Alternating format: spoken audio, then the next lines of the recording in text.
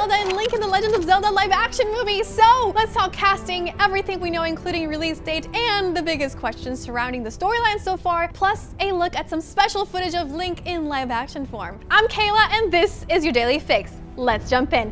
Hiya!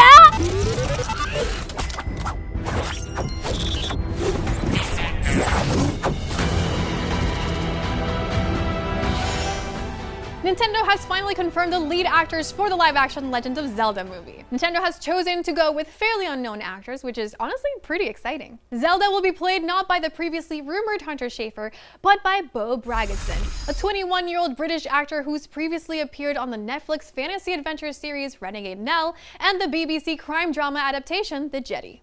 She also has other experience playing fantasy characters, as she was most recently seen playing the vampire Clara Redley in British horror drama The Radleys. Now, our favorite green tunic suited hero, Link, will be played by 16-year-old Benjamin Evan Ainsworth. Being this young means he's only had a handful of roles, but he has had a few notable ones. He played a major role in the Netflix horror series The Hunting of Bly Manor as Miles Dominic Wingrave, and also in the movie Everything is Going Great alongside Bryan Cranston, where Ainsworth appears to be musically inclined, just like our hero of time. Hey! Hey! Do you have to play that thing where we can hear it? Mom, I have to practice or I'll never sound good. Hold on, is that a bagpipe of time? The casting was announced on social media today with a statement from Nintendo's own hero of time, Shigeru Miyamoto, expressing that he is very much looking forward to seeing the pair on the big screen. Alongside the announcement was a photo of Beau Braggerson as Zelda, also wearing a blue dress in a similar color to what she wears in Tears of the Kingdom, and another of Benjamin Evan Ainsworth wearing what looks like to be a green tunic of sorts. Could Beau's blue dress be a hint to what storyline we might see in the movie? Or are we overanalyzing the significance of their regular clothes? More on potential storylines later. Originally announced in 2023, the Legend of Zelda live-action project is being produced by Miyamoto alongside Avi Arad, former CEO of Marvel Studios. Sony Pictures Entertainment will handle the distribution in addition to co-financing the movie with Nintendo. As for the film's release date, it's been officially confirmed for May 7th, 2027. With the lead cast finally announced and with a timeline of 2 years to go, I'm sure we'll find out more soon. So let's dive into what we know and who we're hoping to see. Aside from the main protagonist, when it's coming out, and the production companies involved, the only other big piece of information we have about the Zelda movie is who's directing and who's writing, which may give us some clues about what else we can expect. One of the first names attached to the project was its director, Wes Ball. He's best known for his work on the Maze Runner series as well as 2024's Kingdom of the Planet of the Apes. The screenplay for the Zelda movie is being handled by T.S. Nolan and Derek Connolly. Nolan previously worked with Wes Ball adapting the Maze Runner novels for the big screen, and Connolly was one of the writers for Detective Pikachu, so he at least has some experience turning a beloved Nintendo franchise into a movie that wasn't a total disaster. Then again, he also has credits on Jurassic World Dominion and The Rise of Skywalker. It's worth keeping in mind that blockbuster movies based on multi-million-dollar media properties typically aren't one person's passion project unless you're James Cameron.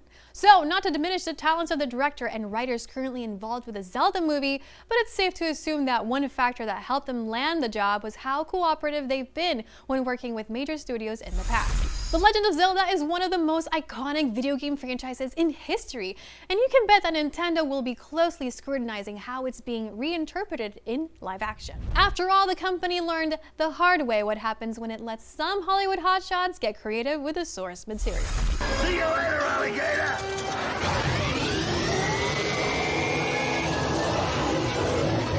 There was a lot of speculation about what famous actors would be cast in the Zelda movie, but the upside to relative unknowns and starring roles is that, assuming they can act, our lack of expectations will make it a little easier to accept them as Link and Zelda rather than two celebrities we've seen in other movies. Think of how Chris Pratt's Brooklyn accent was picked apart when that first trailer dropped for the Super Mario Bros. Movie, and then imagine he was also wearing slightly off-model Mario cosplay?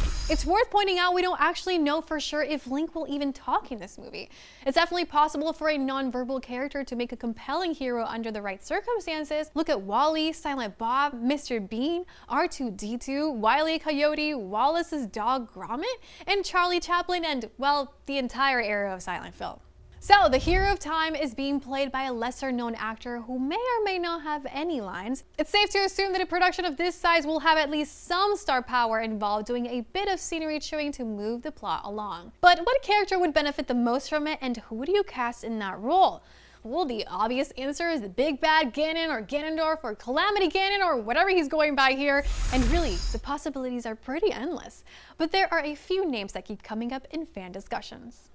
For starters, Idris Elba. Not only is he a big name, but he's shown that he's open to playing a video game character, voicing Knuckles the Echidna in the Sonic series, and he's also not averse to being in actual video games either, based on his performance in Cyberpunk 2077 Phantom Liberty. Another name being thrown around is Jason Momoa, whose recent role in a Minecraft movie and its subsequent box office earnings might make him a possible candidate. Ralph Fiennes is another, and not that his theatrical talents are at all in question, but he's definitely got a ton of villain cred after playing Voldemort.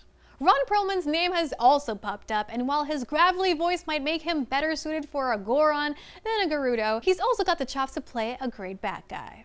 And before anyone says he's not the right build or body type for the role, friendly reminder that with modern special effects, literally anything is possible. I mean, Westfall's last movie was centered on talking primates, so clearly he's familiar with the wonders of performance capture, and he probably knows a few folks at Weta. Hey, on that note, what about Andy Serkis? Just spitballing here, but he carried the first 3 Planet of the Apes movies, not to mention the back end of the Lord of the Rings trilogy, plus he was a literal bad guy as Snoke in Star Wars. Food for thought. Again, there's no shortage of actors who could crush it as Ganon. So, what other Zelda characters should we expect to see? Well, there is Impa. She's appeared in a dozen different games, usually with a drastically different appearance. She could be played by literally anyone, but she'll likely be dishing out some key exposition, so that's another role that could benefit from a well-known actress. The traveling merchant slash shopkeeper Beetle is another recurring character who would make for some good comic relief. And if we're going the Ocarina of Time route, there's Link's chatty fairy guide, Navi, who could be a talking ball of light or maybe an actual character. Speaking of Ocarina, there's something else worth mentioning. Maybe they're not done casting Link or Zelda. It's totally possible we could see adult versions of the characters at some point in the film, and depending on the role they play, maybe they'll be portrayed by well-known actors. Our most burning question of all, though, is who will Jack Black be playing?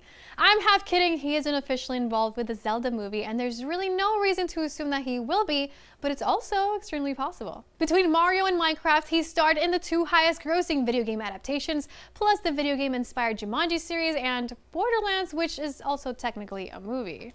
I know there's some Jack Black fatigue, but come on, he'd make a great Tingle or maybe a Hestu if they pull from the most recent games, which of course brings us to the next question. What Zelda game will the Zelda movie be based on?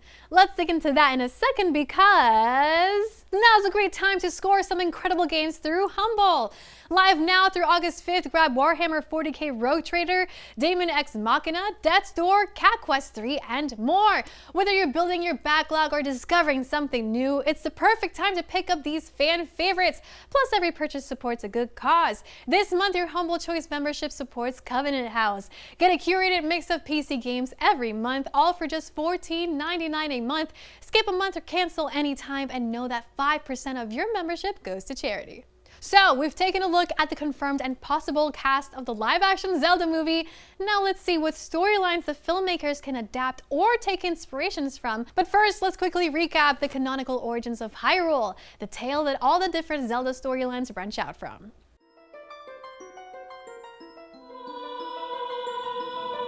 Long ago, the 3 goddesses Din, Nehru, and Farore created the world and all the flora and fauna found within it. Before they departed, the 3 goddesses created the Triforce, a sacred object that represents the 3 virtues: power, wisdom, and courage. They left it in the care of another goddess, Hylia. The Triforce can grant a single wish to anyone worthy enough to wield the object, but if one is unworthy, it will split into 3 triangular pieces. This is basically the MacGuffin of the series, the thing that the bad guys and the good guys fight over for all eternity. Okay, so based on that origin narrative, the first canonical game in the Legend of Zelda timeline is Skyward Sword. Adapting the game could provide a strong foundation for future movies, as it involves the origin of Hyrule Kingdom, the Triforce, and the Master Sword, the magical weapon that future incarnations of Link will need to wield to defeat the ubiquitous bad guy of time, Ganon. More importantly, Skyward Sword explains the history of Link, Zelda, and Ganon, and how their destinies are intertwined for pretty much the rest of time. Now let's skip ahead a few games in the chronology to talk about probably the most influential one of all, Ocarina of Time. This one is a bit more complicated because it includes time travel and two sets of the three major franchise characters, young and old versions of Link, Zelda, and Ganon. If the filmmakers are going for a darker tone, Ocarina of Time is partially set in a post-apocalyptic world, and Ganon eventually conquers Hyrule and lords over it until adult Link, the hero of time, returns to do battle. This tale is fitting for the epic scope of a fantasy film, as the other non-human races of the world play major parts, like the aquatic Zora, which I love, the rock-loving Goron, and others. In both child and adult forms, Link must unite all the races of Hyrule against Ganon. Controversially, the timeline actually splits after this game into 3 different timelines, one where Link wins and his adventures continue from his child era,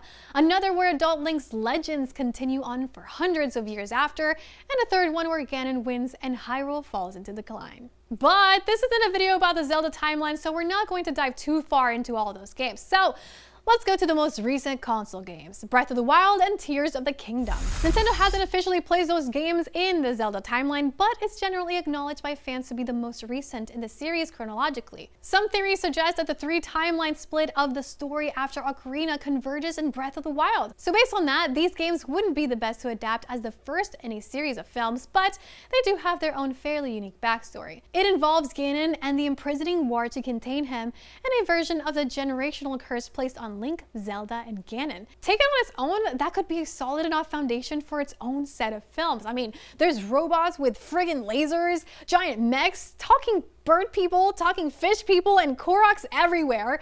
They can make a whole spin-off movie about Link looking for 900 pieces of golden poop. Those games have everything. Even the spin-off Age of Calamity game could have the makings of a pretty epic fantasy war film. Anyway, there are dozens of games in the Zelda franchise, and almost any of them can be the basis for their own movie. Yes, even freshly picked Tingle's Rosy Rupee Land for the Nintendo DS can probably be made into its own thing. Maybe a Netflix miniseries or something. But also, The Legend of Zelda is not one story. It's a whole mythology that's been reinterpreted and reinvented repeatedly for almost 40 years. It's The Legend of Zelda after all. Anything's possible, but it seems very unlikely that the live-action feature film will be a straight one-to-one adaptation of an existing story.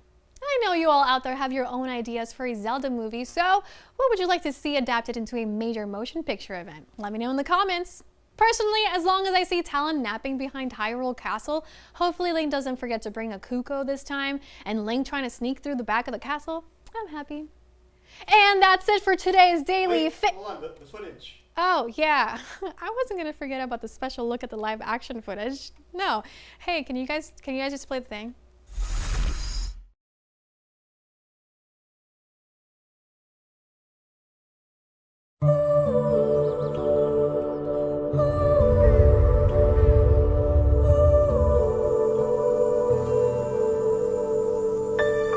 I've got something special lined up today. I'm taking the harvest to Castletown Market. And you're coming with me. Now mind your manners and do what I say. Speak to no one. And for goodness sake, don't touch anything.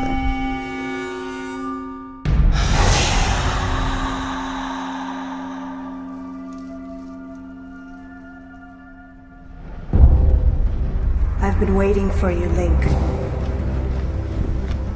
You've been kept safe, guarded by a secret race. For this very day, the kingdom of Hyrule will fall. Nothing can stop the evil which has crept inside these walls. I am too late. This is the Temple of Time. When these doors open again, it will be 7 years in the past.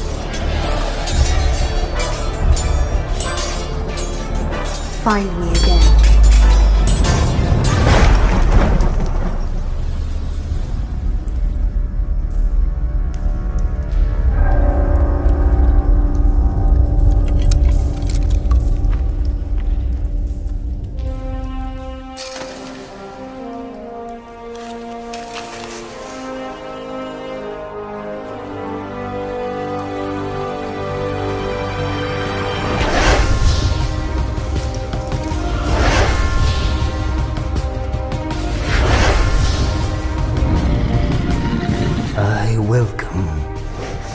hero of time.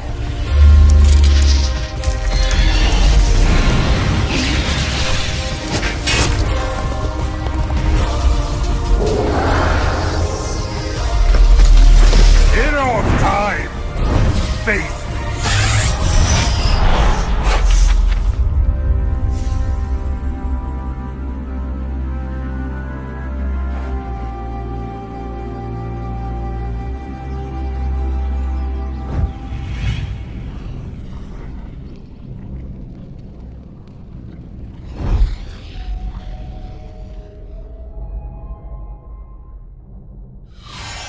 And that was your Daily Fix for Wednesday, July 16th. Now that you're caught up on the news, go check out IGN's latest review of Donkey Kong Bonanza. I'm Kayla. Thanks for watching today's Fix. Ow. And I'll see you guys on the next one.